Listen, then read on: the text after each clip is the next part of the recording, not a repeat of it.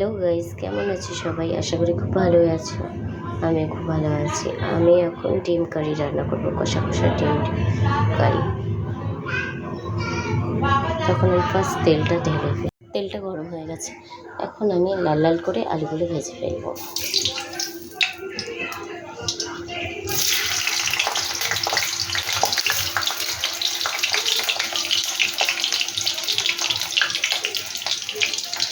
হলুদ গুঁড়ো দিয়ে নিলাম, লঙ্কা গুঁড়ো দিয়ে নিলাম, লবণ দিয়ে দিলাম, দিয়ে আমি ভালো করে আলুটা ভেজে লাল লাল করে।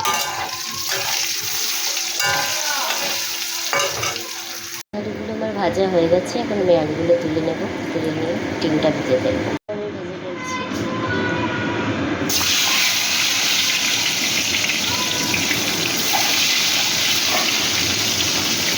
একটু হলুদ দিয়ে একটু লবণ দিয়ে ভালো করে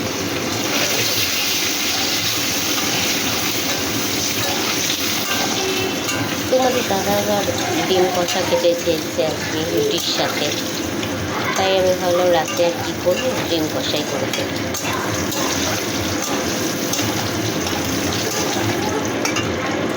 পেঁয়াজ কুচিটা দিয়ে দেবো।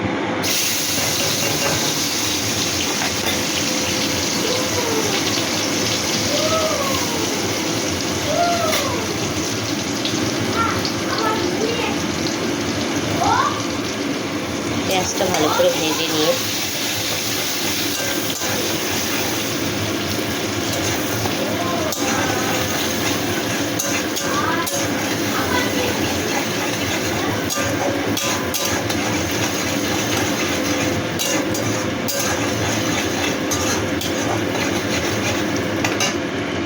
আমি সব মশলা দিয়ে দিলাম, নুন, হলুদ গুঁড়ো, লঙ্কা গুঁড়ো, ধনে জিরে গুঁড়ো দিয়ে ভালো করে আমি কষিয়ে নিচ্ছি। মশলাটাকে ভেজে নিয়ে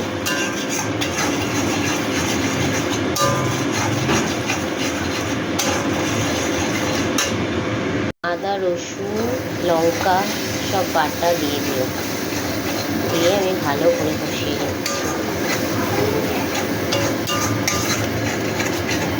কষানোটা ততক্ষণ করবো যতক্ষণ না মশলা থেকে তেল ছেড়ে দিচ্ছে। তেলটা ছেড়ে দিয়ে আমি আলু আর ডিম দিয়ে দেবো। বন্ধুরা, মশলা থেকে কি সুন্দর তেল ছেড়ে আসছে। একটু আমি ভালো করে কষিয়ে নিয়ে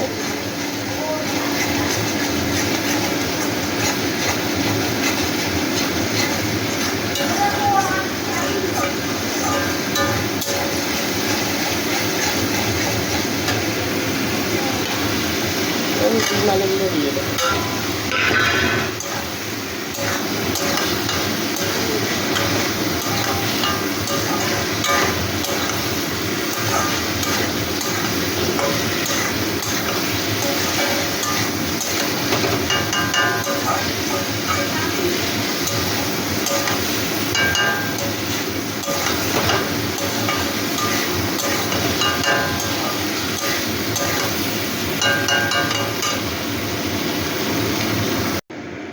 এরপর আমি গরম মশলা দিয়ে নামিয়ে নেব। আমি গরম মশলাটা দিয়ে দিলাম, দিয়ে এবার আমি সার্ভ করে টাটা গাইজ। ভালো লাগলে অবশ্যই লাইক কমেন্ট শেয়ার করতে ভুলবে না কিন্তু। ফাইনাল রেজাল্ট কেমন হয়েছে অবশ্যই তোমাদের জানাবো। আর ভালো লাগলে আমাকে লাইক কমেন্ট শেয়ার আর স্টার দিতে ভুলবে না। ওকে, টাটা।